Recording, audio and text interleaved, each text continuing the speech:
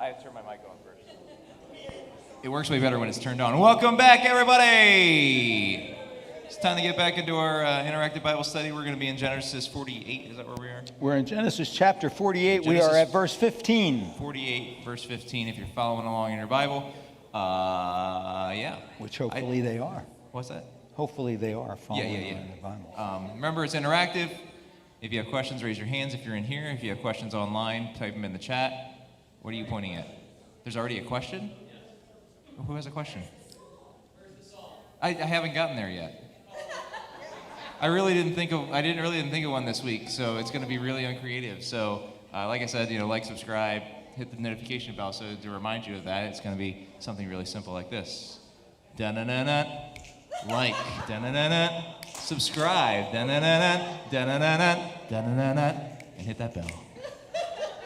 All right. Okay, before you go away, Yes. the children's team members are asking a question of you to me. Okay, are they still meeting at 3 o'clock We are today? still meeting the at 3 o'clock children's today. team is meeting at 3 o'clock Yes, we today, and they are meeting in this room in order to social distance during their meeting. Yes, if you want to wear a mask, you can wear a mask. If you don't want to wear a mask, you don't have to wear a mask, but, don't spit on anybody. Okay, now, wait. I had to set you straight here, son. Say, look, according to the rule of the elders, Yes. if you are within 6 feet yes. of a person who is not from your family group, you must wear a mask. I meant while you're sitting in the meeting, you don't have to be wearing a mask. As You long as didn't you're 6 say feet what away you from meant people. That's all. Anyway, yes, we're meeting in this room at 3 o'clock. We have a lot less, I think, to discuss because of the guidelines the elders gave us, but we'll still discuss things. So, yes, if you're on the children's team, come here at 3 o'clock. Okay. Is that it? Any more questions? For the moment. Okay. I'll pick on you again later, I promise. It's the fun of being the dad. You get to pick on the kids. Ask any dad. Okay.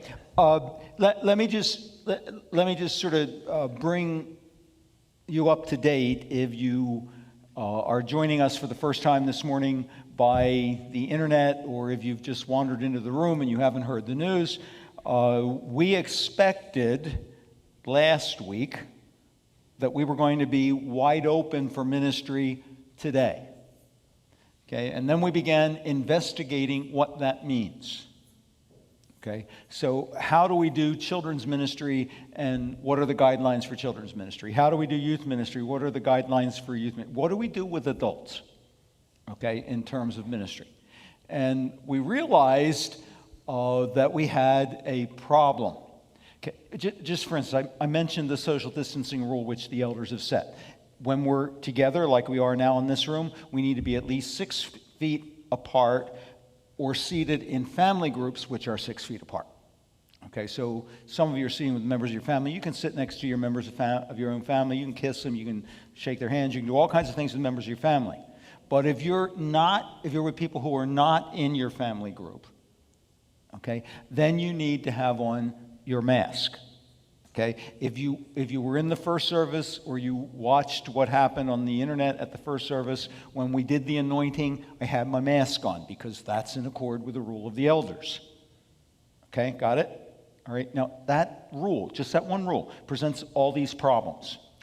Like, for instance, okay, if you go into the conference room and attempt to have a meeting there, okay, and there are around the conference room table, there are 11 comfortable chairs. We all like to sit in them. That's where we prefer to have our meeting. You can rock while the meeting's going on, if your chair doesn't squeak, and all that kind of stuff. We like that room. Okay, if we practice social distancing in that room, do you know how many people can meet in there? 4. Okay. If you go to room 103, okay, which is where we have most of our Bible studies, okay, and you set it up to allow for social distancing, do you know how many people can get in that room? About 10. Okay, all right, maybe a little more, give or take, if you're really good. Okay, or if you have 2 people from the same family. Okay, we normally have between 20 140 people who gather when we do small groups and Bible study. Okay, the bottom line is the only room that makes that happen, in which that can happen, is this room. Okay, so if we're going to do that, every meeting has to happen in this room. Okay, now let me give you the really fun one. Okay, everything has to be, I need a helper. Okay, I dropped my glasses. They're right down there. Okay, the reason I need a helper is because my doctor has not yet given me permission to bend over from my waist. So if I drop something, I have to have a lackey come and pick it up. Now, okay, all surfaces have to be wiped down antiseptically after a meeting. Picture the toddler room. Okay, now, at first service, the toddler room is used. Okay, at Sunday school, the toddler room is used. At second service, the toddler room is used. So before they go in first service, somebody has to go in and wipe all the surfaces, including all of the toys, et cetera, that little hands might touch down with antiseptic wipe. Okay, then we do first service. Then between first service and second service, somebody has to come in and wipe down all those surfaces in the toddler room again. Okay, and then we can do Sunday school. Okay, then guess what? After Sunday school, somebody has to come in and wipe down all the services again. So we can do second service nursery in those rooms. Okay? And that, even if we only have one kid in there, that's the case. Okay? Who's going to be on the antiseptic wipe down team? Okay? All right. See the dilemma? Okay, now, this is my fun one. I have the solution to children's ministry. Are you ready? In order to keep children safe, we need to create a 3x3 plexiglass box with tops on them. Okay, and when the children arrive for children's ministry, we stick them in a box.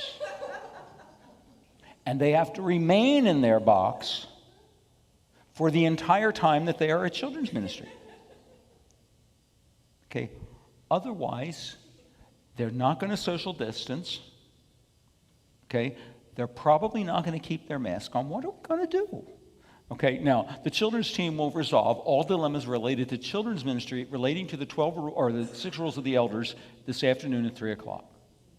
And then they're going to say, whatever. Okay, understand. So I want to applaud the elders because they took a look at it and they said, we better wait. So everything is as it was. No groups are meeting. We're doing this. Okay. The other dilemma, let me just explain the dilemma to this one. Okay, we had decided we were going to do Bible study. My class was going to meet in here. We were going to live stream. Okay, do you know that every person who is back there making the live stream happens is in another Sunday school class? Okay, so we have an immediate problem. Okay, in addition to that, none of the Sunday school classes fit in their rooms. So where will we put them? Okay, and the more we thought about it, the more we realized we just couldn't do it. So here we are doing this again. Okay, anybody here or out there got questions about any of that or comments you want to make before I get into Bible study? I just want you to understand that's what happened this week. No questions from out in the world? Nope. Okay, good enough.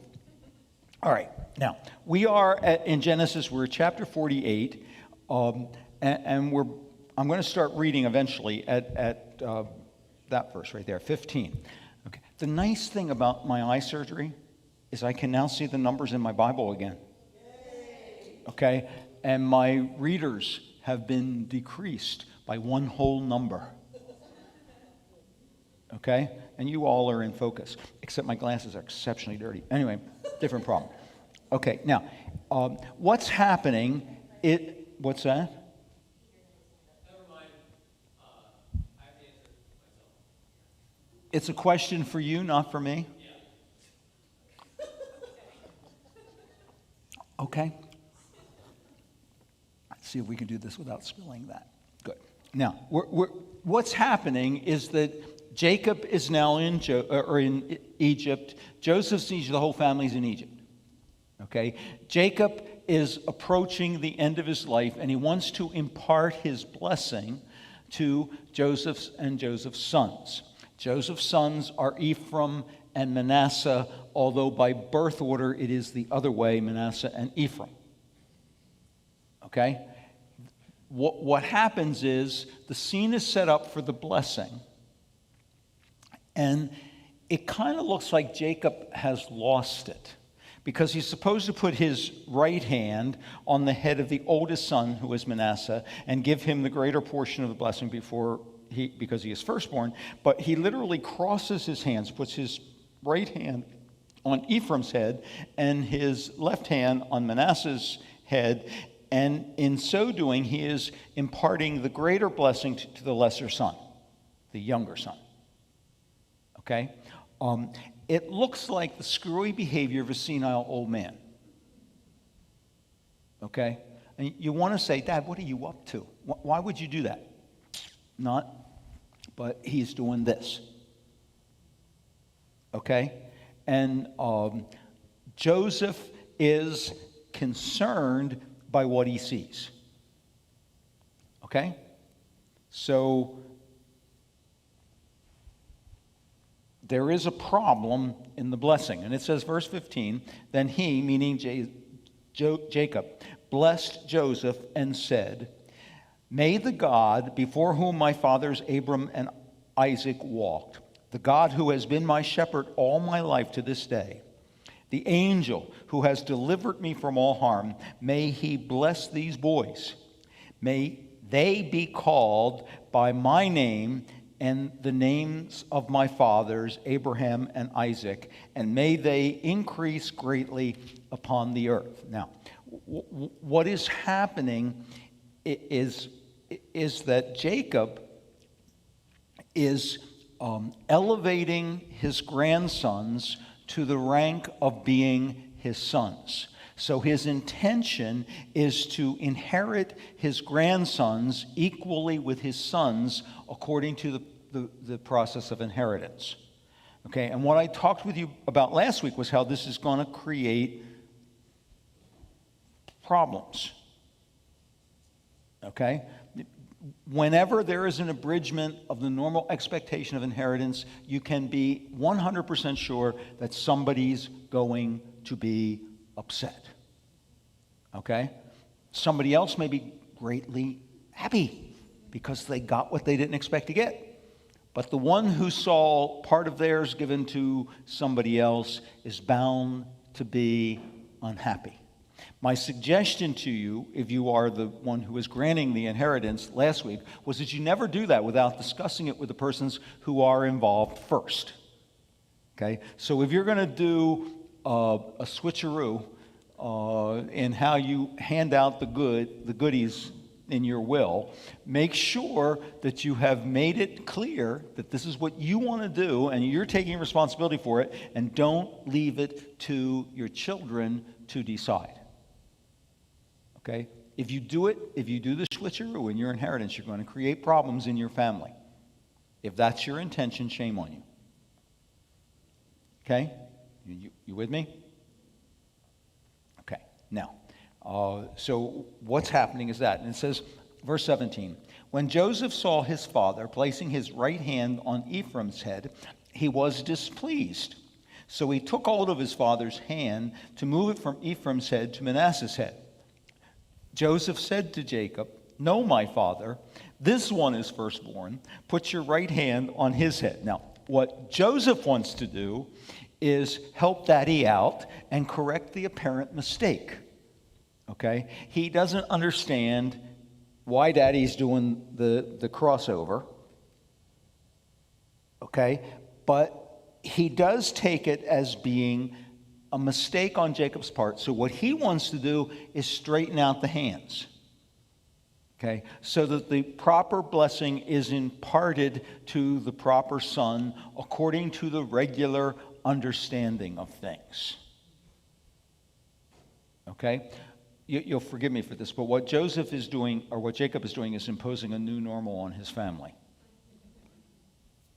Okay? And Joseph is resisting that. He doesn't want there to be a shift in things. He wants his oldest son honored as his oldest son by his father. Okay, you got it? The suggestion is that Jacob is doing it for a reason. Okay, it is a deliberate, not a mistake. Okay? All right? So it says, but his father refused and said, I know, my son, I know. He too will become a people, and he too will become great. Nevertheless, his younger brother will be greater than he, and his descendants will become a group of nations. And he blessed them that day and said, in your name will Israel pronounce his blessing. May God make you like Ephraim and Manasseh. So he put Ephraim ahead of Manasseh. Now, because we've been reading in the book of Joshua on Sunday morning in our sermons and are now nearing the end of that, we know that part of the dilemma was that the tribe of Manasseh did not inherit in the promised land, but Ephraim did.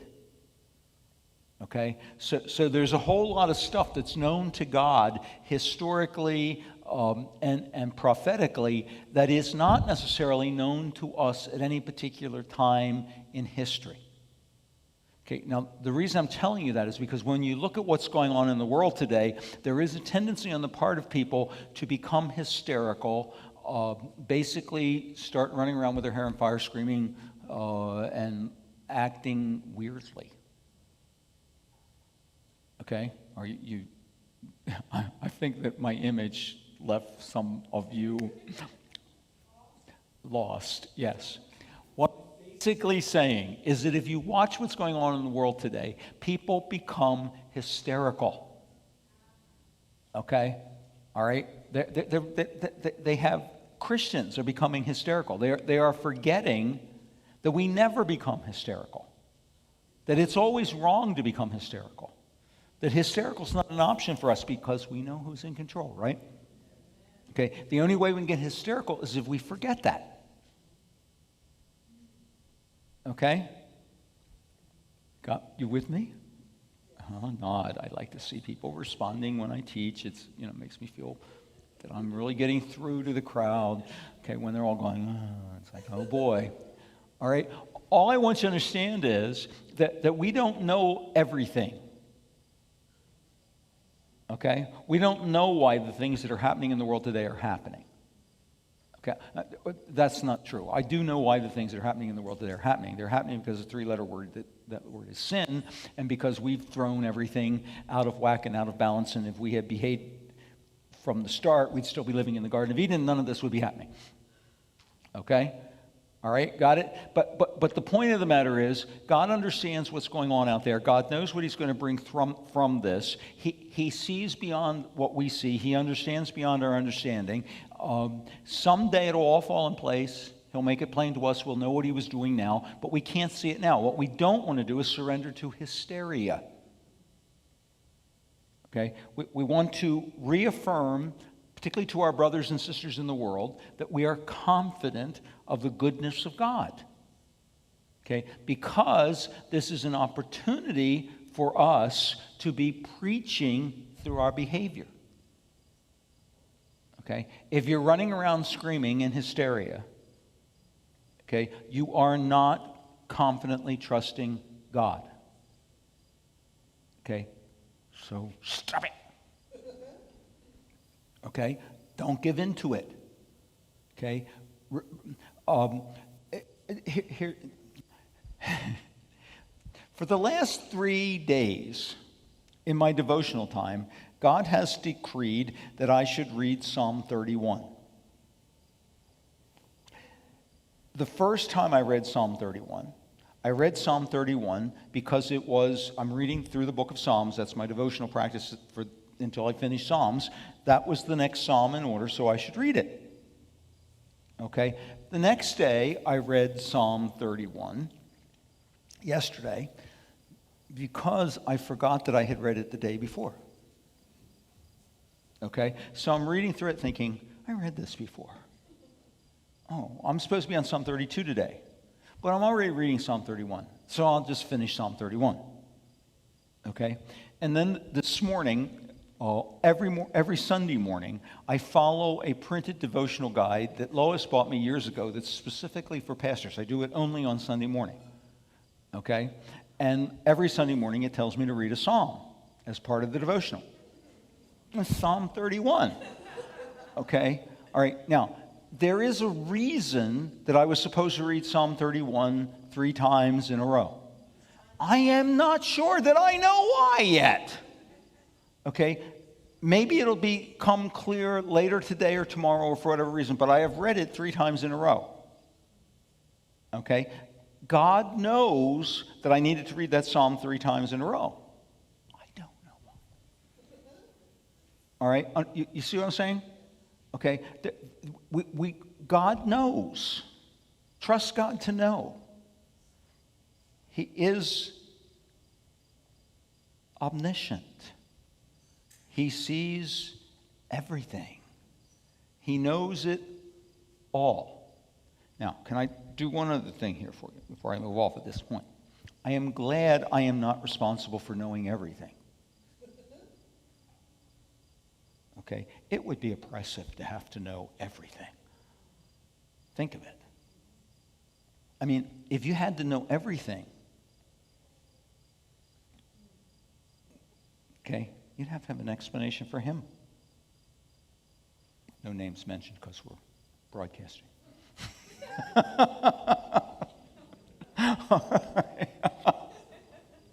The person next to him just leaned over and said, "Is he talking about you?" And it was his wife. She'd like the explanation. Right? Look, it's a blessing not to have to know everything, but it is an equal blessing to know that he who does has it all under control. Okay? And someday he'll explain it to you. And then you'll be able to go, I see. All right? You with me? Good. Okay. So Jacob has blessed Joseph's sons in the wrong order. And he has elevated Ephraim over Manasseh. For reasons unknown to Joseph and probably unknown to Jacob, but about which Jacob is very sure because he is trusting God.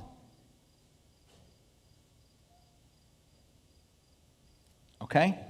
Then it says, then Israel, that is Jacob, said to Joseph, I'm about to die, but God will be with you and take me back to the land of your fathers. And to you, as one who is over your brothers, I give the ridge of land I took for the Amorites with my sword and my bow. So he basically, he's going to die, and he is leaving his last instructions to Joseph. He wants his bones taken back to the land of Canaan. And he wants to be interred there. And he's making that clear to Joseph, and he's putting Joseph in responsibility. He acknowledges that Joseph is now over his brothers. Okay? And he gives Joseph a particular portion of land. Okay? Okay. Chapter 49. It says, Then Jacob called for his sons and said, Gather round so I can tell you what will happen to you in the days to come. Assemble and listen, sons of Jacob. Listen to your father Israel, who is Jacob. Reuben. Now, I just want you to know that if you really want to have fun at your funeral, you should do what Jacob is about to do. Okay, he's not dead yet, so he's doing it before he dies. But he is going to address each of his heirs in order and tell them what he thinks and what they can expect. Okay, now I had a similar experience at my my grandmother's funeral many years ago. Okay, the preacher got up and he had a letter, okay, that my grandmother had written to him a few weeks before she died. Okay, now you have to know my grandmother to know that she was a lady who was in charge. Okay, Elsie didn't miss a trick. Okay, her name was Elsie Beulah, and she used to love it when I told her she was named after 2 cows. Okay. Okay. Now, but here's what I want you to know about Elsie Beulah. She wrote this letter to her pastor, who was going to do her funeral, and she told him he was going to do her funeral. And then she basically said to him, here's what I want you to say at my funeral. And she had written out remarks for each one of her children. Okay? So we're all sitting there thinking, that's just like Elsie. Okay? And he starts reading the letter, and she addressed it, my Aunt Alma's my oldest aunt. He started with Aunt Alma. And then she went down the list of her children, addressing each one in turn. And all of the grandkids are sitting there going, oh, isn't this great? Look, Grandma gave it to them. I mean, she told them the mistakes they had made, what they ought to do to fix their life, what she hoped for them after she was dead. She gave them the works. And we're all saying, man, go for it, Grandma. Okay? And then she finished with her children. And the next one on the list was, guess who? Because I happen to be the oldest grandchild. Okay, so she went right down the list of her grandchildren, and she started into her great-grandchildren, and she's telling everybody what she thinks and what we need to do. She's laying out what she knows and how you ought to fix it. Okay, now it was a long funeral, and from time to time, various members of my family were extremely comfortable. Of course, she had nothing bad to say about me and only pronounced blessing on me. Okay, but all the rest of them, I mean, she was so terribly honest. Now, it's really not a bad practice. Okay, you won't listen to me when I'm alive. I'll give it to you when I'm dead. Okay, and at the end of the service, the pastor says, just like Elsie to run her own funeral. Okay, all right. So it's a possibility. You might want to think about it. All right, but now that's what Jacob is going to do. That he's going to speak to each of his children in turn. He's going to tell them what he thinks is their father. But he's doing it face to face before he dies, which is probably the preferable way. Although it was an awful lot of fun to hear her scold my aunts and uncles. All right, now it says, Reuben, you are my firstborn, my might, the first sign of my strength, excelling in honor, excelling in power. Turbulent as the waters, you will no longer excel. For you went up into your father's bed, onto my couch, and defiled it. Problem is, he decided to sleep with his father's concubine. Okay? All right? Bad practice, bad practice, bad practice. Okay? You don't do that. Okay? But his father is now saying, because of that, you have limited your effectiveness. Okay? You've declared that you can no longer be trusted. Okay? Your judgment is faulty. Therefore, what you might have been because you were the firstborn, you aren't. Okay? You got it? Okay? Then he says, Simeon and Levi are brothers. Their swords are weapons of violence. Let me not enter their council. Let me not join their assembly. For they have killed men in their anger and hamstrung oxen as they pleased. Cursed be their anger so fierce and their fury so cruel. I will scatter them in Jacob and disperse them in Israel. Now,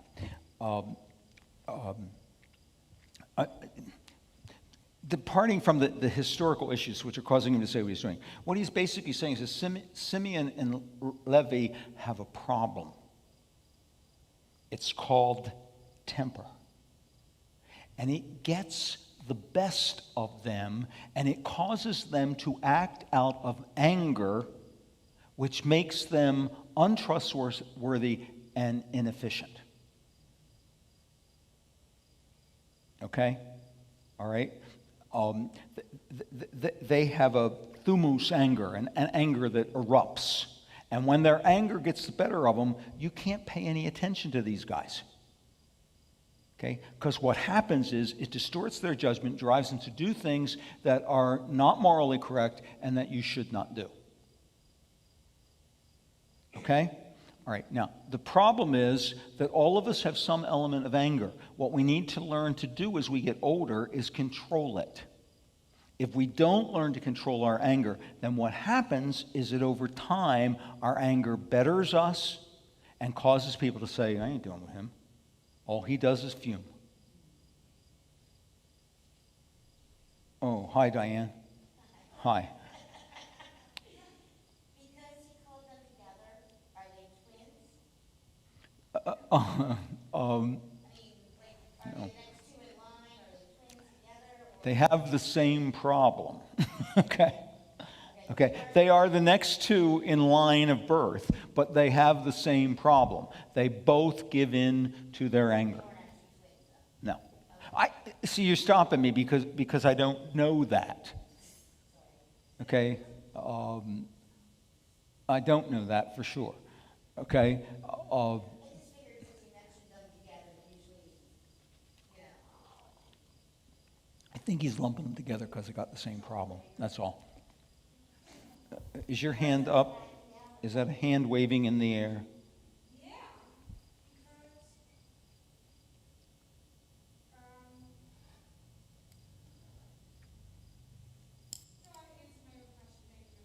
All right.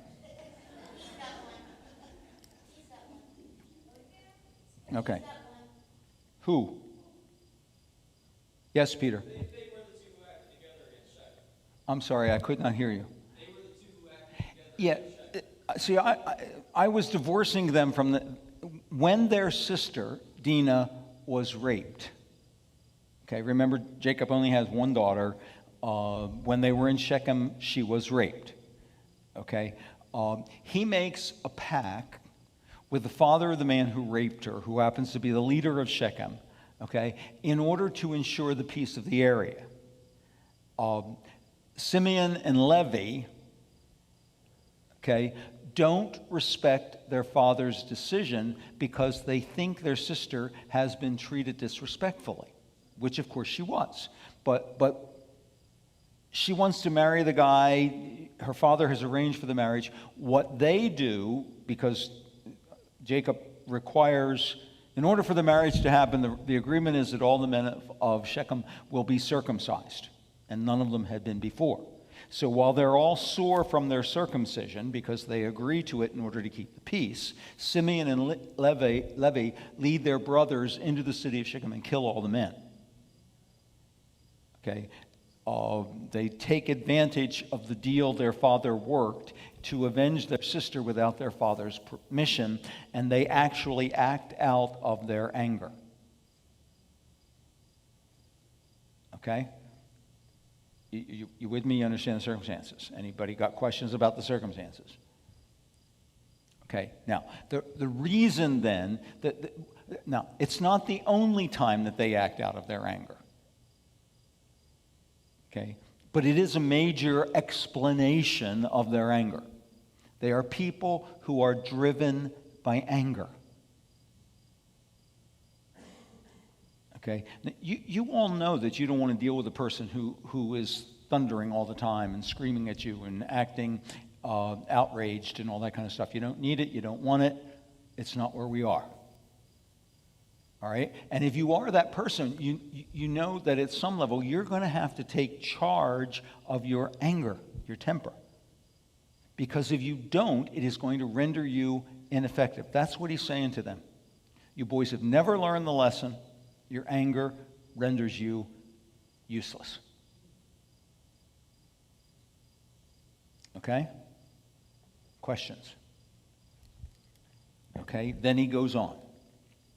And it says, Judah, your brothers will praise you Your hand will be on the neck of your enemies. Your father's sons will bow down to you. You are a lion's cub, O Judah. You return from the prey, my son, like a lion. He crouches and he lies down like a lioness who dares to rouse him. Who dares to rouse him? The scepter will not depart from Judah, nor the ruler's staff from between his feet, until he comes to whom it belongs, and the obedience of the nations is his. He will tether his donkey to a vine, his colt to the choicest branch. He will wash his garments in wine, his robes in the blood of grapes. His eyes will be darker than wine, his teeth whiter than milk. Okay, now, Judah is the tribe from which the Messiah comes. Jesus is from the tribe of Judah, okay? And Judah, the tribe of Judah, the descendants of Judah, are blessed because it is from them that the Messiah will come. Okay? All right? Understand? That's what all this is about. Okay, now, does Jacob specifically know that? No. Okay? But God knows that. So God pronounces blessing upon this tribe because from them will come the Messiah. So when the person to whom it belongs comes, okay, when the Messiah comes, then the nations will bless the tribe of Judah. We bless the tribe of Judah because from them Jesus has come. Okay? It is for us the primary tribe. Okay? Because it is the tribe from which Jesus comes.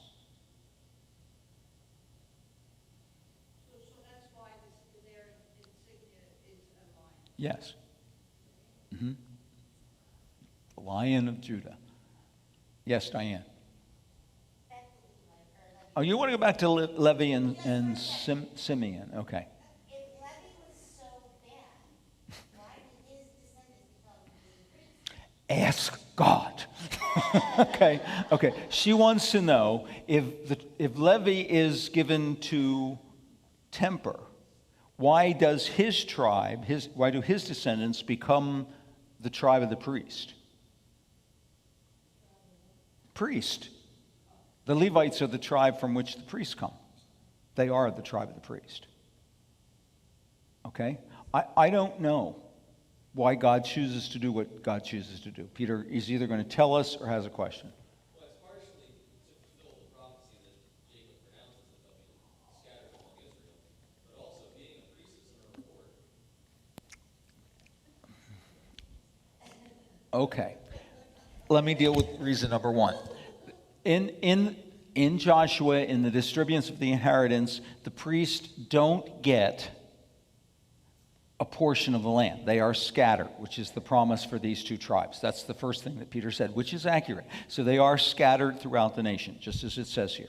It is prophetic. But then he also said that being a priest is not necessarily a reward. Okay? Now, I don't know whether you understand what he meant by that, but there is a burden to being the one who is required to lead the people of God. I know you all think you are delightful, and that being your pastor is just all fun and games. Okay? But in truth, that is not the case. Okay? There is a great deal of grief which comes from being your pastor. Uh-oh. Yes, ma'am. In the tribe of Levi, Mm-hmm. Tribe of Levi. the sons became the priests. Yes. One son said, I don't want to do this. Okay. Will they make Here, let me explain this because not everybody can hear what you were saying. Okay, what she wants to know is if you are a descendant of Levi, are you required to become a priest? Okay, And she is correct that the burden of priesthood falls upon the males, not upon the females. Okay? All right? But the answer is yes, you are required. Okay? It is not an option. It is a family responsibility. You are to be priest. Okay? Now, all I want to say to you is it leads to trouble. Okay? Because if you don't want a priest, you don't want to be a priest, you can always opt out by choosing to go do something else. However, you are rejecting the obligation which God has placed upon your life. Okay? Which means you cannot expect to be fully blessed by God, because you have to surrender to the call God has placed on your life. Now, here's what I want to say to you. Get ready. That is true for every one of us. Okay? God calls us to be what it is that God calls us to be. If we surrender to God's call upon our lives, we will be amply blessed. If we struggle against that call, okay, there will at least always be regret in us. Okay? The best way I can, old men tell stories, forgive me, but one of the persons who was most influential on my life was my great-grandfather, George. Okay, that was his last name, George. He was a very faithful layman in the Methodist Church, and he went to the Methodist Church on Main Street in Elkton, First Methodist Church. He was always there. That was his church. Okay? I visited one day. My grandfather was in the hospital. He died in the hospital from this thing, and this pastor came to see him while I was there, and the pastor was grumbling and complaining about the parsonage kitchen, okay, to my grandfather. And my grandfather did this to me. And I came over to him, and he whispered in my ear, "Get my checkbook." Okay, so I got his checkbook, and he said to the pastor, "How much will it take to fix the kitchen?" And the pastor gave him a number. My grandfather wrote him a check and said, "Go fix it." Okay, and I sat there going, okay, all right. Now, and the pastor was happy. Now, the problem, and I'm going to tell you this, I fault the pastor. I have always faulted the pastor, because he knew what he was doing.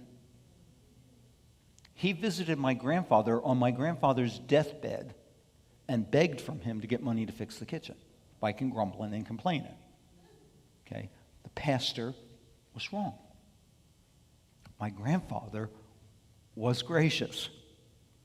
Okay, now, one time before that, I talked to my grandfather, and I was talking to him about my sense of calling to become a pastor. And he said to me, "I have always regretted not accepting my call to become a pastor." Okay, he's a good man. He lived a good life. Okay, he was faithful to the Lord, but inside him there was a regret that he carried to his deathbed because he knew he was called to be a pastor, but he never surrendered to it. Okay, he was wealthy, he was successful, he had many children. Okay, we all loved him, but inside him there was always a regret. Okay, now, he was blessed, but inside him was always a regret. If you are a son of Levi and you know that you're Levi, you know you're supposed to be called, you're going to do this. This is what you're supposed to be, and you don't do it, there's always going to be that feeling of regret inside you. Okay, some of you know what I'm talking about because you have felt it. You have not accepted the call of God on your life. You know you have not. You've rejected it. You put it off. Whatever. And there's a regret. There's a blessing that you don't know. Okay? All right? My grandfather, by the way, was encouraging me not to make the mistake he made, but to surrender to the sense of calling that was on my life. Okay? And I am grateful to him for that advice, and I am grateful to him that I accepted my calling. But Peter is right. Okay, the calling is an obligation to serve the people of God faithfully. Okay, if you just let me, because it connects up. I haven't lost it entirely yet. If you go to visit a dying man to complain about the parsonage kitchen so he will give you the money to get the thing, you're outside of your calling, dude. Okay? You see what I'm saying? All right? Got it? Okay, now, so yes. Who was it asked question? You. You have to be. Okay, but you don't have to be. You can do other things, but you're not going to be fully blessed if you do. Okay, part of the issue in the sermon today is it comes to us over and over again. You have to choose who you're going to serve. And if you go after other things, you will not receive the full blessing of God. Okay. He says that in Joshua, whatever the chapter was we were reading from. Okay? You wander off from me, I'm going to get you, is what God says. Okay? You won't like it. Okay? So if you abandon the word of the Lord and you do things your own way, you're not going to receive the full blessing of God on your life. Okay? You just won't.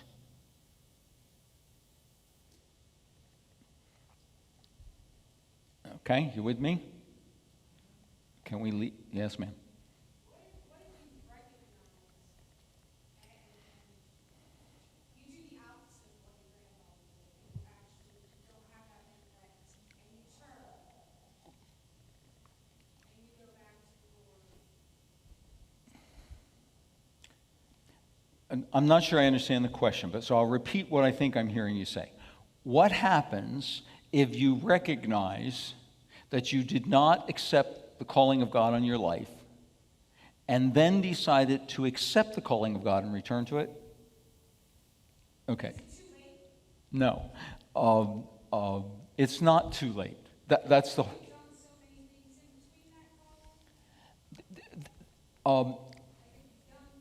Okay, I'm not hearing what you're saying. What I want to say to you, and I think I'm maybe right on with you with what you're saying, but I'm not sure. So if I'm not, you tell me. Okay, but you may miss those blessings, but when you turn and accept the call of God, you get these blessings. So you can't go back and reap from the beginning the blessing that God would have given you early on. Pardon? You're losing me. They're having a conversation about my answer over there, and I can't participate in the conversations and hear from up here. But what happens is that God will honor your response to the call from that moment on, and there will be additional blessings that would not have been yours if you had not turned and accepted the call. Yes, Doc? She was saying the first blessings were the better blessings and you missed them. I said, no, not really. Blessings are blessings. Exactly. A blessing is a good thing. Okay, and regretting the blessings you miss have nothing to do with appreciating the blessings you get. Okay? Okay, with me? All right, now we go back to Peter. What's important to understand is that accepting the call of God brings with it responsibilities. So you are no longer free to be who you want to be because you become the Now, let me just do this with you. Okay, I don't know where you live, okay, but supposedly the persons who live around you know that you are a dedicated Christian. Okay, so they look at you and they say, dedicated Christian.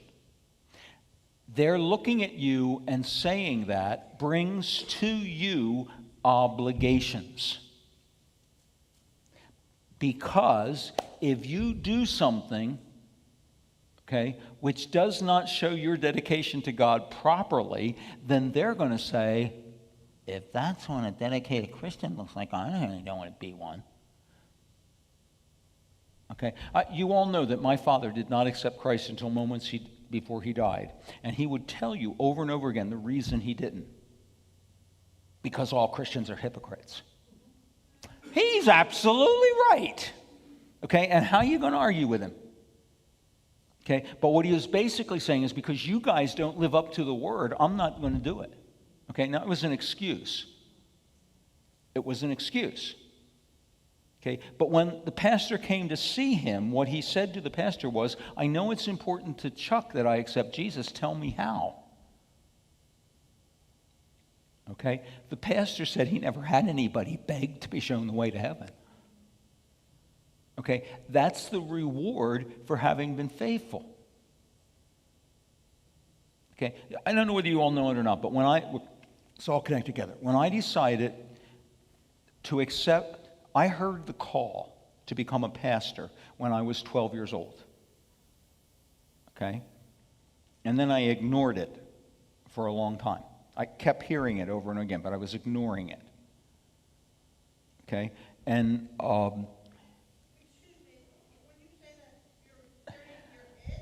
no, I'm hearing it from all kinds of external sources. Okay? All right? So people were saying to me, you should be a pastor. Okay, I'm not going to be a pastor. My friends are saying, you should be a pastor. I'm not going to be a pastor. Okay, I'm now, okay, and then finally, it hit me between the eyes, and I got it. My pastor came to me on a hayride. Okay, all right, after I had been really bad on the hayride, throwing hay, stuffing it down people's shirts, doing all kinds of really bad stuff. At the refreshment time, my pastor says to me, have you ever thought about being a pastor? Okay, and excuse me, but see, the issue is, yeah, I've thought about it all the time, but I ain't doing it. Okay, and before I could get to the I ain't doing it part, yes, I've thought about it, he said to me, well, I think you should become one. And all of a sudden, it's like, boom. Okay, God's smacking me out of the mouth of my pastor. Okay, so I began to explore the possibility and to begin to surrender to the possibility. And then I finally decided to accept the possibility. So I had to tell my father that I was going to become a pastor. And my father said to me, okay, I will pay for you to do anything else. Okay, he told me that he would pay for my education through my doctorate and give me a stipend to live on so I wouldn't have to work while I was getting my doctorate if I would do it in any other field but ministry. Because he believed that I would end up being poor, okay, abused, and nothing of significance in this world if I became a pastor. Okay, he was determined to do everything he could to stand in my way. Okay, and I had to stand up to him and say, Dad, it's the call of God on my life. I'm going to become a pastor. And then my father refused to speak to me. Until the year of my graduation from seminary, for at least 3 years after that. Okay, and seriously, okay, I was in my room at the seminary, the end of those 3 years, and one of my friends came up and said, there's a man downstairs in the lobby who wants to talk to you. And I said, who? And he said, well, he says he's your father. And I said to them, can't be my father, he'd never show up here. And I went down there, and it's my dad. Okay, and what he told me at the end of that was that even though he made it difficult for me to do it, he respected my choice, okay, regardless. And then he came to my graduation, he brought my grandmother's, and everything was fine. Now, there wasn't really fine, but everything's okay. All right, now, the issue is, when you decide to follow Christ, okay, it doesn't mean everything falls away and all the troubles go away. There are obligations, there are concerns. Okay, and it is not always a blessing to be called into the ministry of the Lord as people think. Okay, because it brings with it responsibility. And when the Lord gives us responsibilities, then we have to become what it is that God calls us to be. Primarily, it means that we have to struggle to submit to the word of the Lord. This is our guide. Okay, this is what God expects of us. So if what we want to do is something which is outside of the Word, we're not free to do that, because in doing that we dishonor the call of God which is on our lives. Whether it be a call to ministry or simply a call to be a child of God, a Christian, when we violate the Word of God, we step outside of the provisions which God has given us. Okay? In our culture today, the dilemma with people is that we feel, even people within the church feel absolutely free to violate the Word of God. We don't like what it says, we don't do it. Okay, we just step out of it. But we are obligated to know what it says and to do what it says. I'm preaching, you hearing me? Okay? The grief of a pastor who believes that is to see his people deliberately violate the Word of God, okay, without concern. I want it. I think it's going to make me happy. I'm going to go get it. Okay? Even though God says it will not make you happy. Okay? So what we need to do is understand that when the call of God comes on the tribe of Levi, it is an obligation which brings with it blessing. If you follow the Word of God, you will be blessed. If you do what God's asking you to do, you will be blessed. Okay? But in the midst of that, you may also feel that the Word of God hems you in. You can't go do it just because you want to go do it. You are obligated to follow the word of the Lord.